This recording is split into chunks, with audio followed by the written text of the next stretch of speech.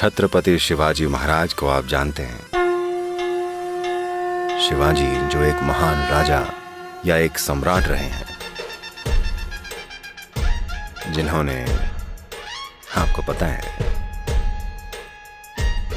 एक तरह से बहुत जबरदस्त रूप से सम्मान प्राप्त किया अपने प्रशासन के लिए, अपनी बहादुरी के लिए, अपने साहस के लिए। और उन्होंने जिस रणनीति के साथ उस दौर में युद्ध किए, उनका बहुत सम्मान किया जाता है, खासकर कि महाराष्ट्र के लोगों द्वारा। तो शिवाजी उनके प्रशासन के तरीके के कारण आज भी महत्वपूर्ण हैं। उन्होंने बेहद विकसित और प्रबुद्ध प्रशासन चलाया।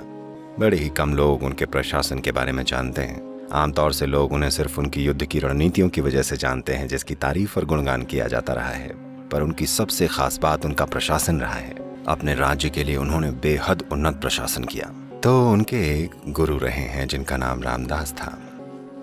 एक दिन शिवाजी अपने महल की एक बालकनी में खड़े थे। उन्होंने देखा कि उनके गुरु हाथ में भिक्षा का पात्र लिए घर घर जा रहे हैं, भिक्षा मांग रहे हैं। फिर उन्होंने सोचा, ये मेरे गुरु सड़कों पर भिक्षा क्यों मांग रहे हैं? मैं एक राजा हूँ, मेरे गुरु सड़कों पर भिक्षा नहीं मांगने चाहिए। फिर उन्होंने बालाजी को बुलाया, जो कि उनके सहायक थे। उन्होंने एक चिट्ठी लिखी और भेज दी, जाइए और इसे गुरु के चरणों में रख दीजिएगा। तो वो गए और इस चिट्ठी को गुरु के चरणों में रख दिया। तब उन्होंने इसे उठाया और पढ़ा, और रामदास मुस्कुराए और अगले दिन महल में आए और बोले, इस चिट्ठी में शिवाजी ने लिखा है कि मैं अपना पूरा राज्य आपके चरणों में रखता हूँ। आप इस राज्य और मेरे साथ जो भी करना चाहें वो कर सकते हैं।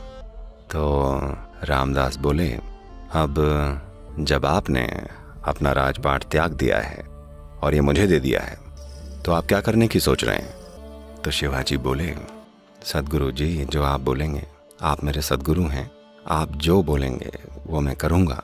और मैं सिर्फ आपके आसपास रहकर आपकी सेवा करना चाहता हूँ, मैं बस यही करना चाहता हूँ। फिर रामदास के पास एक और भिक्षा का पात्र था। वो बोले, ये लो। और दोनों सड़कों पे भिक्षा मांगने निकल गए। सम्राट और गुरु दोनों लोगों ने, जब गुरु उनके घर पे आते थे, वो सोचते थे ये सिर्फ कोई भिक्षुक हैं और जो दे सकते थे वो दे देते थे। अब सम्राट खुद आए हैं, बड़े सम्मान के साथ वो जो कुछ भी दे सकते थे उन्होंने दिया। ऐसा सिर्फ आजकल होता है कि जब कोई भिक्षुक घर आए तो लोग उन्हें पका हुआ खाना, बचा हुआ खाना और हर तरह की चीज़ें देते हैं। पर इस संस्कृति में, अतीत में ऐसा कभी नहीं किया गया था। वो सिर्फ सामग्रियाँ, अनाज देते थे, चावल, दाल, है ना, या कुछ ऐसा। तो अपना खाना वो खुद जाकर पकाते थे और खाते थे। तो जब उनकी भिक्षा मांगने का काम खत्म हुआ तो वो नदी के पास गए और गुरु ने एक साधारण सा खाना तैयार किया। उस दिन मिली भिक्षा की सामग्री से एक सरल सा खाना बनाया और फिर उनके खाना खाने के बाद जो कुछ भी बचा हुआ था, शिवाजी ने, जो अब राजा नहीं है, खाया। फिर वो दोनों एक पेड़ के नीचे बैठे और शिवाजी ने मुस्कुराते हुए कहा, अब जब आपने मुझे केवल 24 घंटों में ही एक भिक्षुक में बदल दिया है, आप मेरे साथ और क्या करना चाहते हैं? तो रामदास बोले, इसको घेरव कहते हैं, भगवा रंग के कपड़े का एक टुकड़ा। उन्होंने ये भगवा कपड़ा उन्हें दे दिया। ये उनके शरीर पे था, इसे निकाला और शिवाजी को दे दिया और कहा, इसे अपने ध्वज की तरह इस्तेमाल करना और वापस जाइए, देश पर राज कीजिए। और इतना याद रखिएगा कि ये राज्य आपका नहीं है। अगर आपको पता है कि ये आपका नहीं है, आप इसके मालिक नहीं हैं, तब आप लोगों के लिए जो सबसे अच्छा कर सकते हैं करेंगे। आपको इस तरह शासन करना है। तो शिवाजी ने हमेशा भगवा कपड़े का या भगवा ध्वज का अपने राज्य के प्रतीक के रूप में इस्तेमाल किया और उन्होंने अपने राज्य पर हर संभव तरीके से प्रबुद्ध रूप से शासन किया। मैं आपको ये कहानी क्यों सुना रहा हूँ? शिवाजी की महिमा इतनी बड़ी हुई, वो इस देश के दिलों और दिमाग में बसते हैं, क्योंकि वो कृपा में जिए। उन्होंने कई सारे युद्ध लड़े, पर बिल्कुल संतुलित रहते हुए, कभी गुस्से में नहीं, कभी नफरत में नहीं, कभी कहीं भटके नहीं। बस वो किया जो जरूरी था।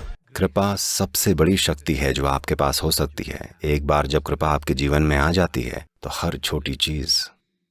मैं कृपा के लिए कैसे उपलब्ध हूँ? कृपा यानी ऐसा नहीं है कि ये कहीं एक दिशा से आ रही है। जैसे गुरुत्वाकर्षण है, कृपा है, लेकिन बहुत बड़े आयाम में, क्योंकि गुरुत्वाकर्षण एक खास दूरी तक ही काम करता है। कृपा सृष्टि का आधार है, लेकिन आप इसके लिए उपलब्ध नहीं होंगे अगर आपके पास अपने व्यक्तित्व की मजबूत दीवारें हैं। अगर आप निर्मोही हो जाएं, तो तो धीरे धीरे दीवारें गायब हो जाएंगी और इससे कृपा पैदा होगी। आप में हर चीज कृपा पैदा करने लगेगी।